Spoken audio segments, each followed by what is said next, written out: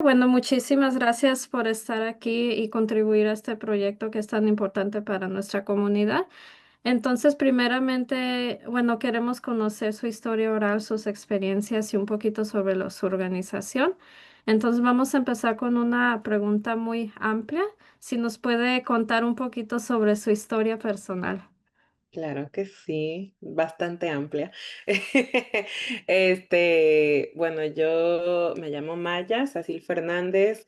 Yo nací en un suburbio al sur oeste de la ciudad, pero me mudé a la ciudad a los 5 años. Y me mudé a La Villita, donde estaba como unos 3 4 años, y luego de allí me mudé a Pilsen, acá a la 18, y desde entonces ya llevo 20, 22, 23 años de mi vida allí, aquí. Pero vengo de una familia también basada en la ciudad.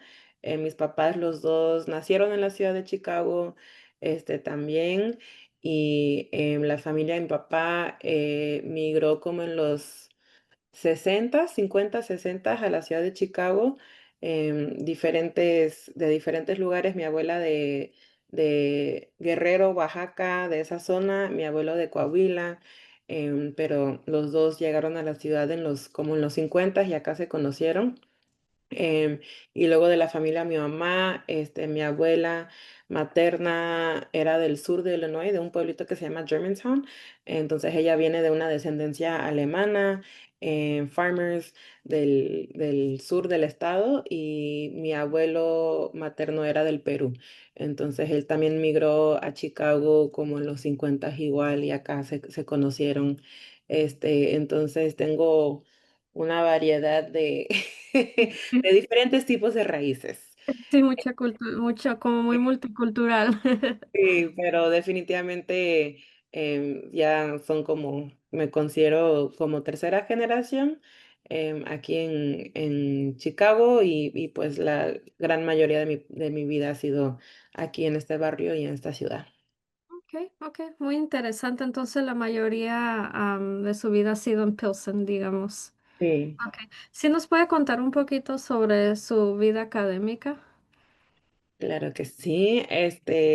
Yo fui a varias escuelas primarias, em, que fue más que nada por mi mamá, porque también dentro de como esa historia personal hay una historia lingüística, donde mi mamá también, su maestría fue en la educación bilingüe. Una gran parte de su carrera, de su trabajo. Ya se jubiló hace poco, pero una gran parte de su carrera siempre ha sido, no solamente el mantenimiento del idioma, pero el mantenimiento de la identidad cultural, para segunda, tercera, etcétera, generaciones. Entonces, siempre para ella estaba buscando escuelas bilingües para mí. Entonces, desde que entré a pre-kinder, fui a una escuela que se llama Rubén Salazar, pero que también tenía un programa. Y en ese entonces no era tan común como hoy en día, donde habían como varias opciones, habían opciones muy limitadas. Pero empecé en esa escuela. Y luego lo que pasaba mucho acá es que ya cuando los niños entraban al tercer grado, muchas escuelas que tenían esos programas de dual language paraban su programa de español porque ya empezaban los exámenes, ¿no? Entonces, después de cuando llegué al tercer grado, me dijo, no, tenemos que buscar otra escuela donde también tengan un programa bilingüe. Entonces me cambié a otra escuela interamericana, y ahí estaba unos 2 años. Y luego también sucedió un drama en la escuela con familias que no estaban felices con el programa allí. Entonces una gran cantidad nos fuimos a otra escuela que también estaba comprometido a empezar un programa de dual language. Así que tuve como una gira de escuelas bilingües en mi primaria. Y luego de ahí me fui a la preparatoria, Peyton, Walter Payton College Prep, aquí en el centro. Y después de allí me quedé aquí en la ciudad y fui a UIC. y aquí me ha mantenido toda mi vida, pero digamos que de prekinder hasta sexto grado, toda mi escuela era en español acá, menos la clase de inglés. Pero la gran mayoría de todas mis clases, las tuve en español. Y luego ya en la universidad también me dediqué a recibir mi concentración en español.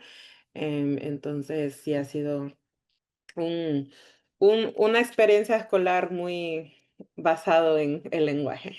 Sí, es lo que me doy cuenta. Sí, porque, claramente su mamá, pues, tenía unas metas lingüísticas muy específicas para usted, Muy ¿verdad? específica, sí, bastante específica. Y luego también como una parte de ese linaje, que mi abuela materna, que era la Ujú. abuela alemana, era maestra de español. Oh, wow. Entonces, ya, entonces, por un lado inesperado, pero también ahí Sí. hay como un legado, y mi mamá también, pues, al inicio de su carrera también enseñó español. Ah. Entonces vengo también de un linaje específicamente de maestras de español. Exacto, sí, es lo que veo. Okey. Bueno, muchas gracias por compartir eso. Si me puede contar un poquito de cuál es su conexión con el español y la comunidad latina en general. Lo que mi mamá, una gran parte de cómo ella desarrolló su entendimiento alrededor del idioma era vincularlo íntimamente con la comunidad, ¿no? De que como hay, ver que no es solamente una cosa que termina con el otro, pero que son dos cosas que intercambian, que se apoyan, pero que si estamos trabajando en el mantenimiento del idioma, em, hay que también verlo desde un contexto más grande, comunitario, donde la comunidad es lo que también apoya que el individuo mantenga su idioma, y el mantenimiento del idioma también apoya que florezca y que siga existiendo, pues todo ese ambiente comunitario, ¿no? Entonces los veía como dos cosas muy, muy cercanas, y creo que siempre era como no solamente mantener el idioma para que puedas, no sé, mantener una relación con tus antepasados o con tus abuelos o bisabuelos, pero, también era como mantener y enfocar en el idioma para que puedas mantener una relación con tu comunidad, ¿no? Para que puedas ser partícipe, para que puedas ser alguien que esté integrado, que pueda, tener una relación y sentirse parte de comunidad. Entonces creo que para mí siempre entendí el idioma con esa función, ¿no? De que era obviamente una herramienta de conexión, de relación, y, y por mi ambiente, que como crecí más que nada en estos barrios, que eran principalmente mexicanos, y también nosotros crecí también en muchas prácticas, tradiciones, Ujú. ancestrales, musicales, Mm. que también eran como muy parte de las comunidades. Entonces era como entenderlo de que esta herramienta del lenguaje la ocupo, la necesito, es esencial para que yo pueda participar y ser parte de este mundo. Sí, sí, entonces, mucho giró en torno a su comunidad y a su familia, a su mamá, que fue un gran factor para mantener el idioma. Entonces, aparte de en sí la comunidad en la que creció y su familia o su mamá, ¿qué otra cosa la ha ayudado a mantener el español? Por ejemplo, puede ser tal vez la música que escuche o tal vez simplemente que le apasione el idioma. Sí, no, definitivamente ha sido una gran parte mi experiencia dentro de las músicas que toco. Mi papá es músico, mi mamá también de cierta parte tiene su relación con estas tradiciones. Entonces yo, por ejemplo, crecí dentro de la tradición de la danza azteca. Entonces, y mi mamá también es parte de esa tradición, y aparte del lado de mi papá, él fue parte también de un movimiento de son mexicano, que empezó en los 90 acá. y como músico también dedicó una gran parte de su vida estudiando la música tradicional del sur de Veracruz, en México, que se llama el son jarocho, la música de jarana. Entonces, esas músicas y esas tradiciones fue también mi crianza, ¿no? Entonces yo crecí dentro de esos espacios, aprendiendo a tocar, a bailar, a ser parte de todo eso. Entonces, eso fue como otro espacio donde el lenguaje era esencial, ¿no? O sea, para también de seguir desarrollando mi participación dentro de esas comunidades, también creo que, y a lo que voy es que creo que, como dice, ¿no? Hay un, como de la pasión, la parte de la pasión para el idioma, algo así. Creo que aunque uno puede tener un padre, por ejemplo, como mi mamá, que me pueda inculcar como cierto valor o que esto es importante, uno todavía tiene que encontrar como el motivo personal, ¿no? Uno tiene que encontrar qué es qué es lo que específicamente para mí como persona me va a querer hacer comprometerme, ¿no? A eso. Y creo que esos espacios de la música, conforme como que me iba desarrollando en esos espacios y yo sola iba decidiendo, sí quiero ser parte de estos espacios, sí quiero seguir mi aprendizaje en estas tradiciones, eso convirtió como en ese sentimiento de compromiso, donde Ujú, dije, no, si yo voy a ser parte de estas tradiciones y estar en ellas, yo tengo que asegurarme de que voy a mantener como esta herramienta, ¿no?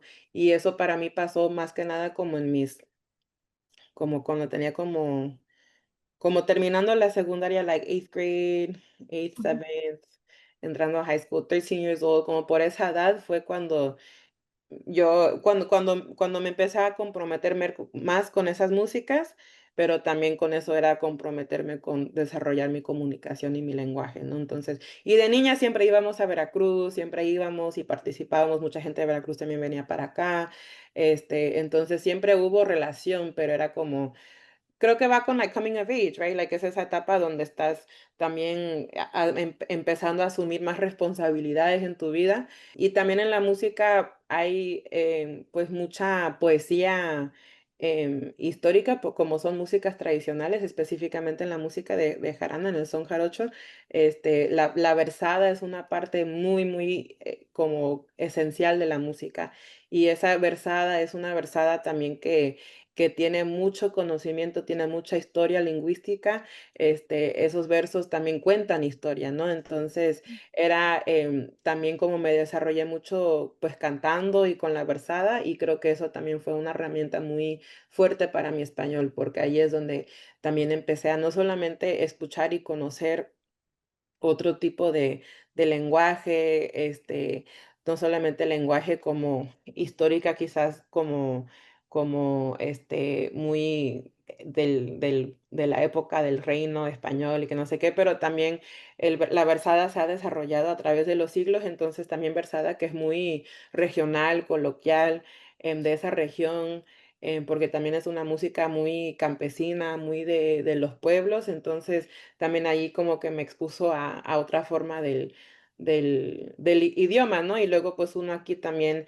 empieza a desarrollar sus propios versos con esas estructuras de la música, entonces fue como unos ejercicios que en mi recolección siento que eran muy formativos en mi español, no solamente como en la seguridad, pero en el aprendizaje y en ayudarme como, pues usarlo dentro de otro espacio. Entonces, en la comunidad puertorriqueña con la música bomba, que también es una música ancestral como estas, también fue parte de mi formación y funciona muy parecido a la música de jarana. Entonces, igual las canciones, muchas de las canciones son antiguas, ujú, entonces es como también una ventana al español dentro de esa historia, dentro de esa región.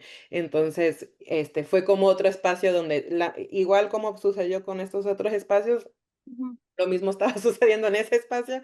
Entonces fue como también nada más otro espacio cultural donde pude desarrollar y ampliar mi herramienta del lenguaje. Oh, increíble. Entonces, ¿cómo fue que se involucró con la comunidad puertorriqueña? ¿Fue simplemente algo que le llamó la atención? Cuando mi familia migró a Chicago, fueron de como los pocos mexicanos que no se desarrollaron en el sur de Chicago, pero vivieron siempre en los barrios al norte. Entonces vivían en Humboldt Park, Mm, vivían en Lincoln Park, vivían en Logan Square, en Westtown, like, vivían en todas estas zonas, estos barrios que eran más que nada puertorriqueños o eran más como mixtos, ¿no?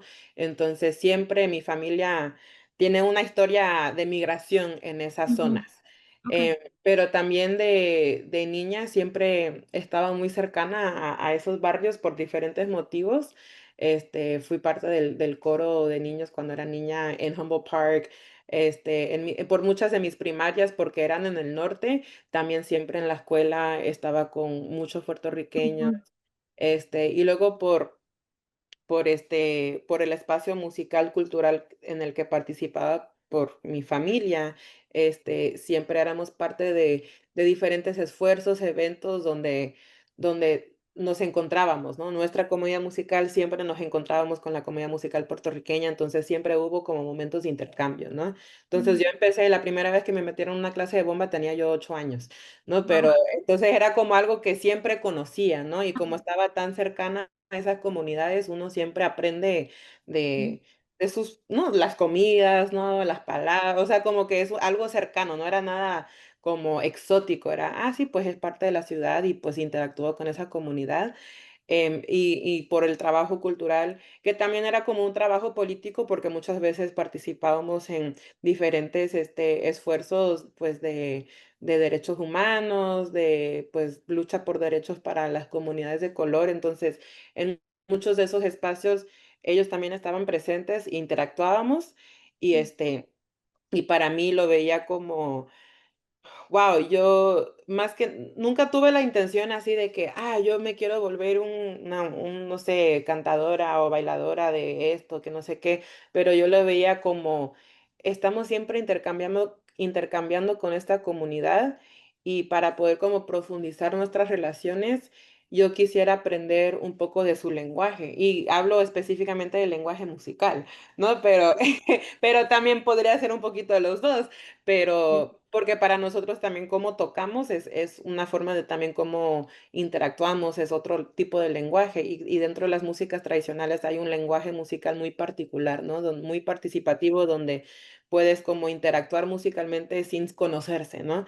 Entonces siempre compartíamos en estos espacios y yo decía, si quiero como acercarme con esa comunidad, la quiero por lo menos aprenderme lo básico de sus prácticas para que en esos momentos podríamos comunicarnos, ¿no? Podríamos intercambiar.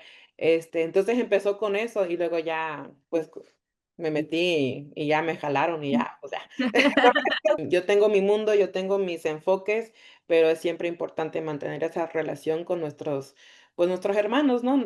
Culturales, nuestros hermanos lingüísticos, y asegurar de que haya como un intercambio y una puerta allí donde siempre podemos, pues estar en relación, en conexión, aprender del otro y pues obviamente intentar fortalecer nuestra comunidad más amplia. y qué mejor que mantener esa conexión por medio de la música, ¿verdad? Para Me que sea Me parece increíble que usted sabía que estaba viviendo en esa comunidad y decidió relacionarse para tener esa conexión. Y me ujú, imagino que la cultura puertorriqueña también le llamó la atención claro. y eso la llevó a averiguar más. Me parece súper bien. Muchas gracias por compartirnos eso. Entonces, quisiera pasar a la próxima pregunta. Voy a cambiar un poquito de tema. Entonces sabemos que en los Estados Unidos es un lugar multicultural, multilingüístico. Entonces mi siguiente pregunta es si cree que en el contexto de Estados Unidos es importante mantener los idiomas de herencia y por qué. cuando hablamos, cuando vemos el idioma, y cuando digo nosotros, estoy hablando de mí, de mi mamá, de mi familia, de mis compañeros, la gente con la que hacemos este trabajo cultural, entendemos y vemos el idioma como eso, ¿no? Como una herramienta muy importante, ¿no? Una ventana a pues la identidad cultural de alguien. Entonces, por eso el trabajo que hacemos, más que el idioma termina siendo como un, what's the word?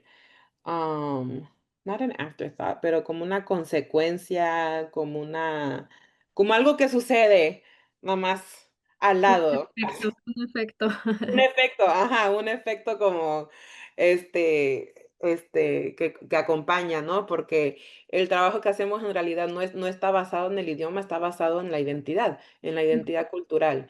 Y eso se refiere a como una búsqueda y un trabajo intencional de mantener, este, pues, nuestras tradiciones, nuestras herencias culturales, que puede ser la música, o puede ser, las herencias artísticas, puede ser la gastronomía, la comida, puede ser, las tradiciones espirituales, pero es como entender cuáles son todas estas cosas que son parte de lo que consideramos nuestra identidad cultural, entenderlas, entender su historia, entender de dónde vinieron, pero más que nada también entender un sistema de valores que está a base de todo eso, porque nuestras prácticas son, pues las tradiciones es algo que se repite, ¿no? Entonces, si mi familia y yo nos juntamos cada Navidad para hacer tamales, pues eso es una tradición, se repite, pero más a profundidad de eso, lo que queremos explorar es por qué. ¿Y por qué nuestra familia se junta para hacer tamales? ¿Qué es lo que está sucediendo en esa tradición, ¿no? ¿Qué tipo de experiencia está dando? ¿Qué tipo de conocimiento estamos pasando? Quizás es el conocimiento de simplemente cómo se da de comer a 500 personas no sé, unas horas, ¿no? El conocimiento de la masa, el conocimiento de eso, o también pues unos aprendizajes sobre la convivencia, sobre la familia, sobre el compartir, o sea, como que hay tantas cosas a base de esa tradición, y entonces en nuestro trabajo lo que buscamos es excavar y entender, nuestras tradiciones, entender por qué existen y entender cómo esas tradiciones nos ayudan a centrarnos con un sistema de valores, que para nosotros es un sistema de valores que apoya el bienestar colectivo, el bienestar de nuestra gente, de nuestro mundo, que también va como muy en contra a los sistemas en las que existimos, ¿no? Que es como lo contrario de ese sistema de valores. Entonces, dentro de todo ese trabajo y toda esa búsqueda, el lenguaje simplemente viene siendo como like un efecto. Sí. Como que no es así, esto se trata del mantenimiento del idioma. No, esto se trata del mantenimiento de todas estas otras cosas. Y para hacer eso posible, es esencial de que tengamos esta herramienta y que la estemos utilizando porque va a ser nuestra puerta a todo eso. Sí. Entonces, creo que para regresar a la pregunta, creo que en Estados Unidos reconocemos que la historia de este país pues es una historia de colonización, es una historia de genocidio, no solamente racial, pero un genocidio también cultural, ¿verdad? Y reconociendo de que pues es un país que de migrantes, ¿no? Y obviamente de gente nativa también, pero que han sufrido más que nada el genocidio y luego con comunidades inmensas de todas partes del mundo, ¿no? Y que al estar en Estados Unidos, el propósito, la meta principal del país, del Estado, es eliminar esas herencias culturales, ¿no?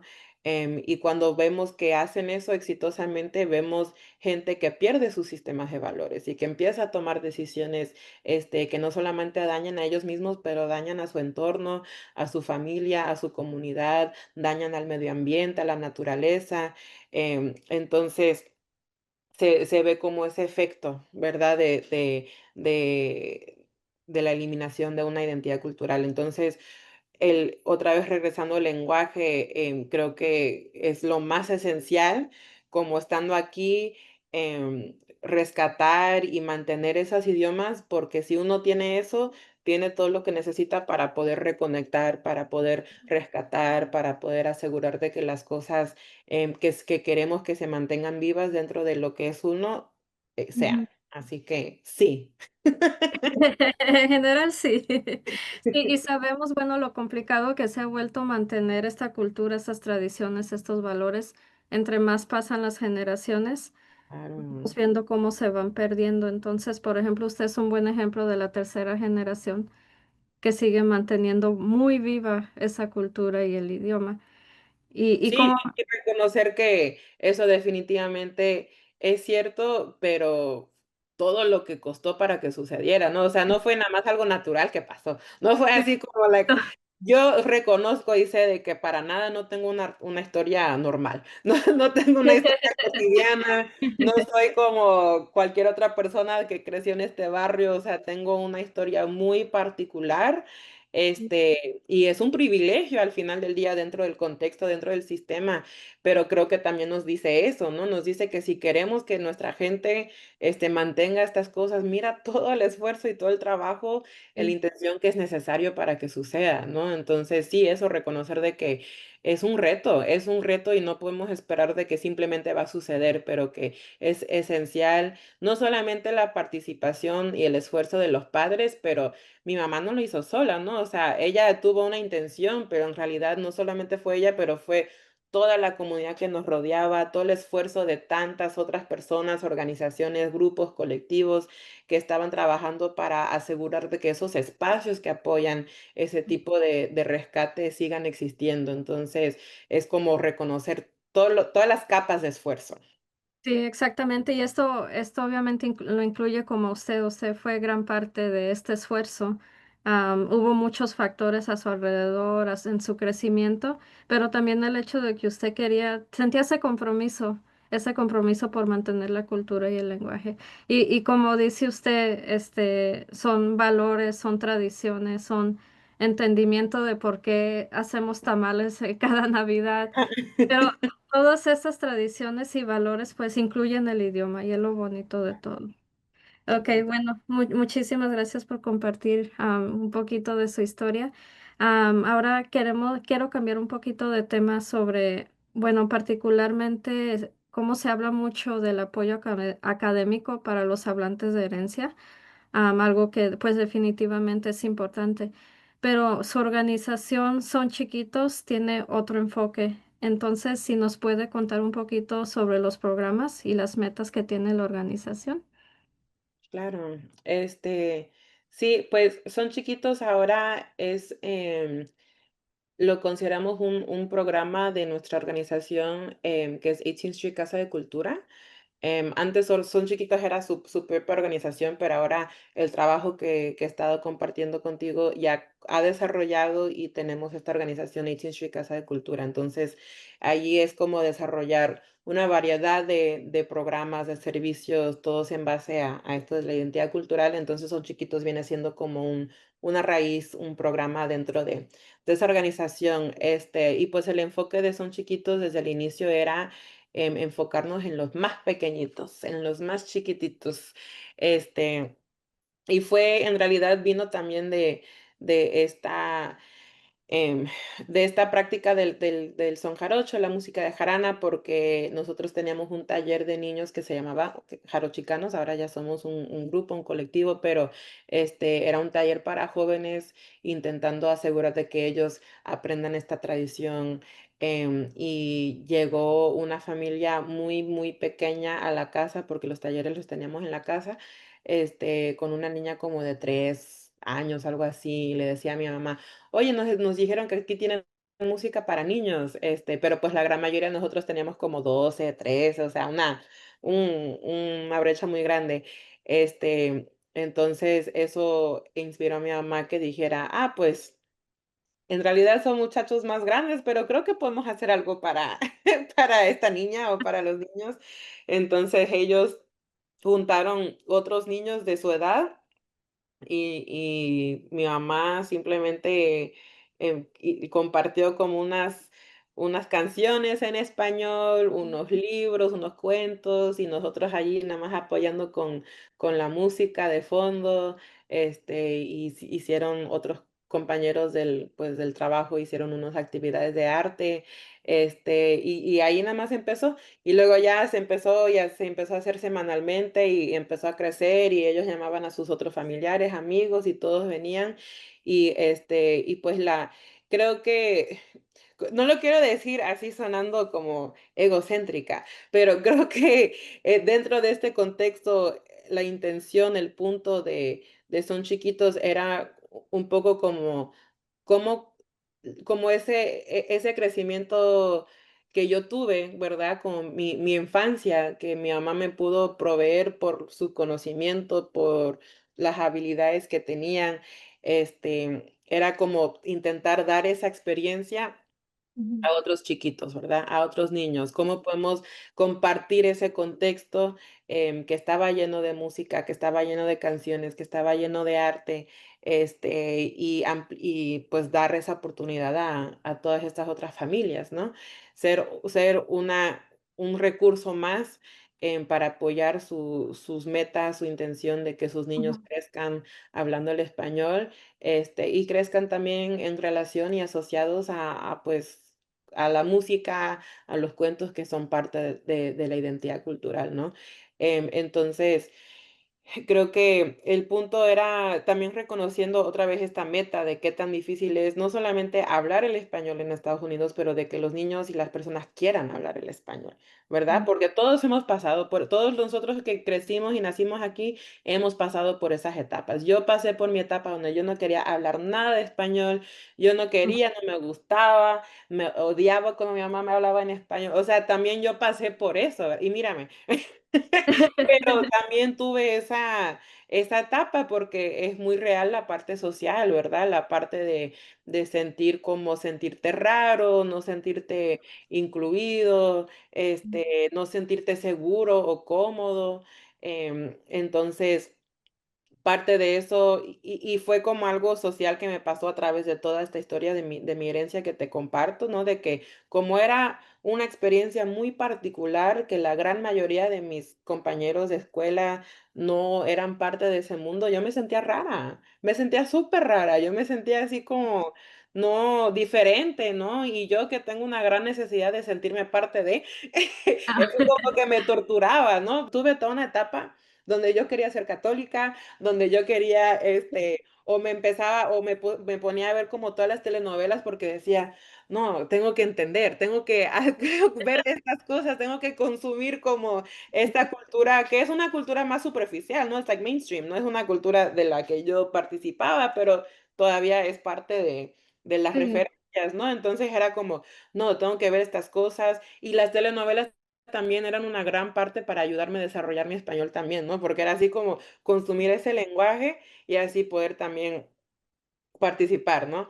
Pero regresando a Son Chiquitos, creo que el punto es que también es desarrollar el ambiente donde se siente normal, ¿verdad? ujú, Donde se siente normal hablar el idioma, donde se siente normal ser parte de esas cosas. Entonces, por eso era como si se empieza de niños y les estamos dando un ambiente donde todos lo estamos haciendo, lo estás haciendo con otros niños, ¿verdad? Así que no eres el único que lo está haciendo, que eso va a crear como esa base, esa fundación para que los niños se sientan, pues, cómodos, desde que esto de la cultura es normal, es cómodo, ¿verdad? sí. Y porque eso, si no lo cuestionas, pues simplemente lo vas a hacer.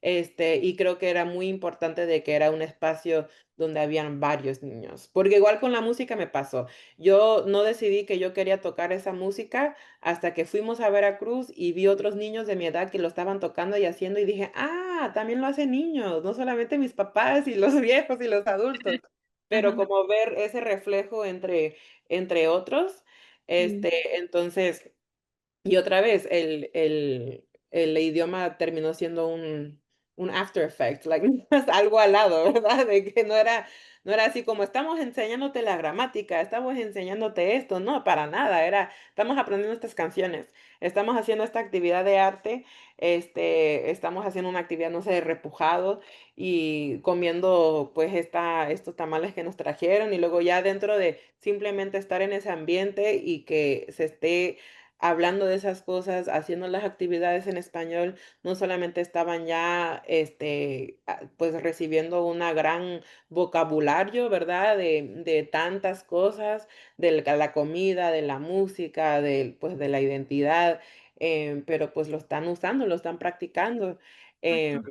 Ujú. y sí, entonces todavía sigue el programa, no lo hacemos tan seguido como lo hacíamos en ese instante, pero también tenemos otra programación que complementa, pero sí, por lo menos lo hacemos una vez al mes durante el año escolar, y por varios años también hicimos nuestro campamento de verano, que era, eso sí era de edades 4 a 13 y era como una escuela, todo en español, pero siempre utilizando estas herramientas del arte y la música, no solamente por ser ese vínculo, a la identidad, pero también porque, pues, a quién no le gusta el arte y la música, ¿no? Entonces, si ¿Verdad? es una actividad que te gusta y te estás Sí. divirtiendo, pues, hasta más vas a como, pues, participar, ¿no? Y querer ser Sí. parte de. Entonces, eso es un poco la historia de Sonchitos. Bueno, entonces estamos llegando al final de la entrevista. Ahí le tengo una última preguntita, un poquito igual de amplia que la primera. Ok, entonces, ¿hay algo que le gustaría comunicar con los hablantes de herencia? ¿Algún consejo que tenga? ¿Alguna experiencia personal? Hasta la palabra herencia es una palabra grande, ¿verdad? No solamente creo que en este contexto, pues lo estamos especificando como una herencia lingüística, pero en todo como lo que hemos estado platicando esta hora, herencia es todas estas otras cosas, ¿no? Es la herencia de nuestros valores, la herencia de nuestras prácticas, del conocimiento, de nuestra historia.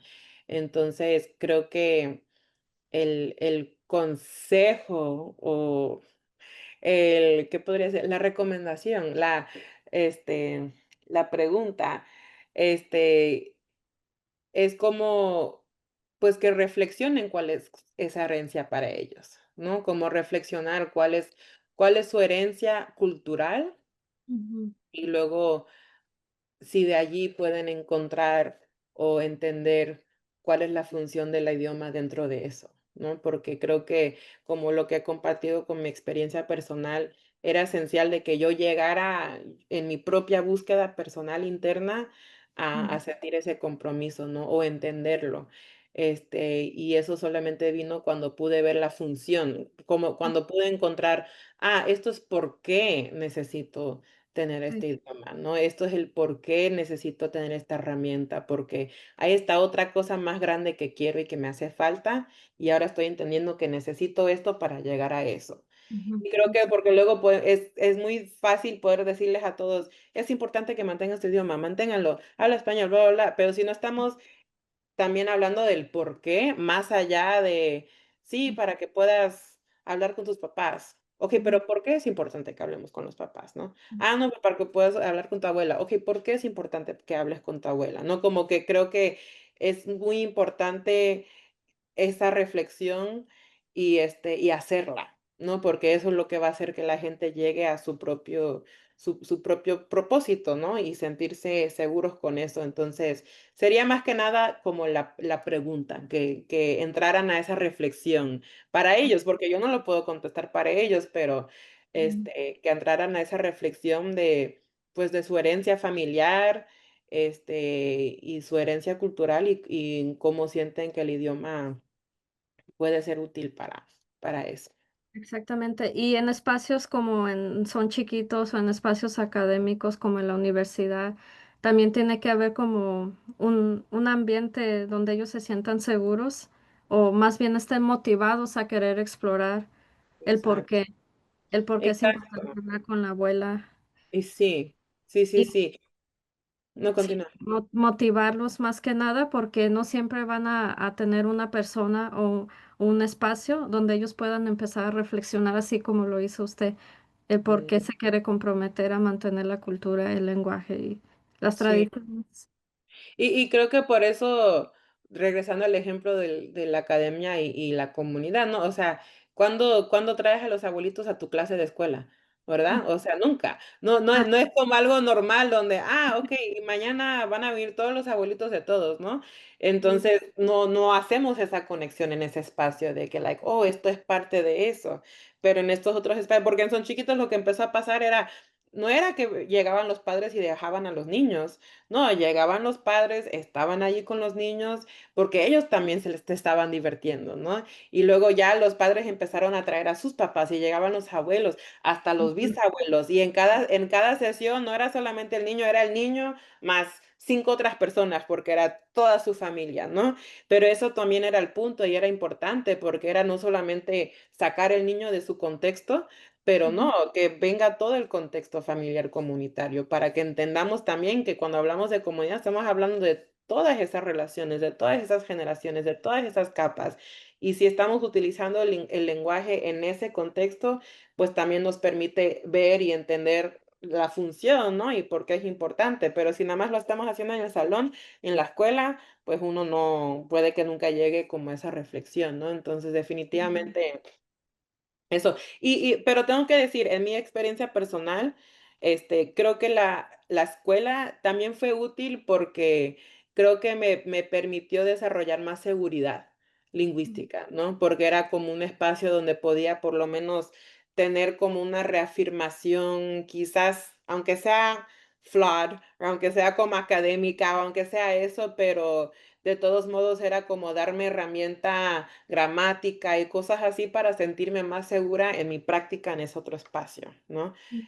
Sí, sí. Entonces también reconozco eso. No es que I don't want to bash the academy. Sí, Pero funcionaban juntos, ¿no? sí, ese es otro tema muy complejo, la inseguridad lingüística, ajá, Sí, con los latinos que nacemos y crecemos aquí. claro. Y sí, bueno, muchísimas gracias, por haber compartido su historia. Me parece que su organización es tan única y tan importante por eso, porque no solo está manteniendo la cultura, el idioma, tradiciones, valores, también hay una conexión con una abuelita, con una bisabuela. Es súper bonito que desde chiquitos estén conviviendo. Y que es algo que en este país, pues, culturalmente no se ve, ¿verdad? Y Exacto, creo exacto. que es regresando al por qué es esencial ese trabajo, el mantenimiento del idioma aquí, porque y creo que cuando vemos a Latinoamérica, vemos, claro, los sistemas existen allá también y también, pues, o sea, también joden a todos, ¿verdad? Pero de todos modos ves otro sistema cultural que no existe aquí. Entonces, en Latinoamérica vemos que es diferente cómo la gente se relaciona con sus papás, con sus abuelos, ¿no? Con la gente mayor, como hay otro tipo de convivencia, hay otro tipo de otros sistemas más informales que sí apoyan ese Ujú, compartir y ese intercambio, que no existen sí, aquí. ujú, exacto. Entonces, también por eso es como rescatar ese sistema, porque eso también nos va a apoyar con lo lingüístico, ¿no? Y lo lingüístico nos va a apoyar con todo lo demás. Entonces, esto está, es como de esas de what came first, the chicken or the egg, like, es como no se sabe, ¿no? No es como que esta es esencial para esto, o primer paso, segundo paso, no, todo está interconectado, todo está interdependiente, entonces todo se apoya.